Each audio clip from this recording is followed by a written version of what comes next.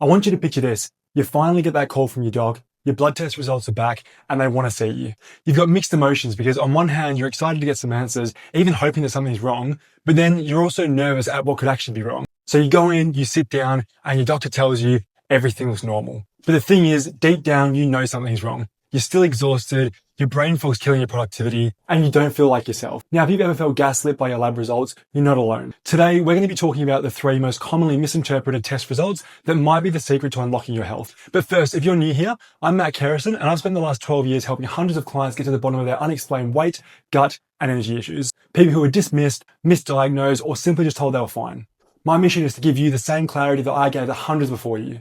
Now, it happens all the time. You go to your doctor, they run a panel, and they say everything is normal and that you're within the range. But you know you don't feel normal. So what you need to understand is that the reference range isn't the same as an optimal health range. Today, we're going to look at the 3 markers that are commonly misinterpreted because of this, and what they're actually telling you. Now, first up is ferritin. Doctors usually use a massive range here, anywhere from 15 nanograms per deciliter all the way up to 150. But we know that for energy production, cellular function, even hair health, a range that's at least 50 up until about 150 is more optimal, and ideally somewhere in the middle there is where you want to be.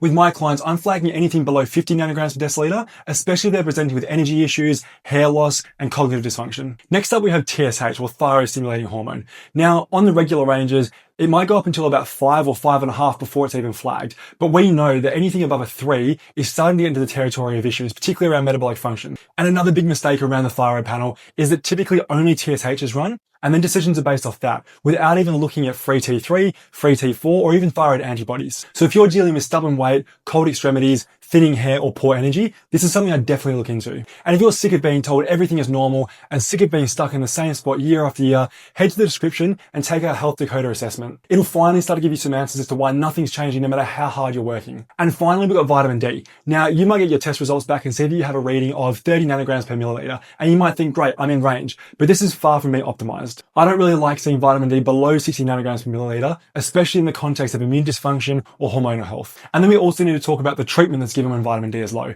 And this is something functional practitioners are guilty of as well. So your vitamin D comes back low and you're given 2,000 IUs of vitamin D a day in order to bring it up. You test again a few months later, it still hasn't risen, you're now up to 5,000 IUs per day. You test again a couple months later, it still hasn't budged, so now we're given 10,000 IUs a day. Eventually we've got to realize that more isn't the answer, and we've got to start to look to other reasons as to why your vitamin D could be low. For example, your magnesium status, immune function, or gut dysfunction. So remember, there's a big difference between not being sick and actually being healthy. And it's also about how you feel and your symptoms as well as your lab markers, rather than just the numbers on a sheet alone. And if you're still feeling off despite everything being normal, don't accept this as an answer. And remember, if you're not prepared to take the everything is normal diagnosis, head to the description, take our Health Decoder assessment, and finally start getting some answers.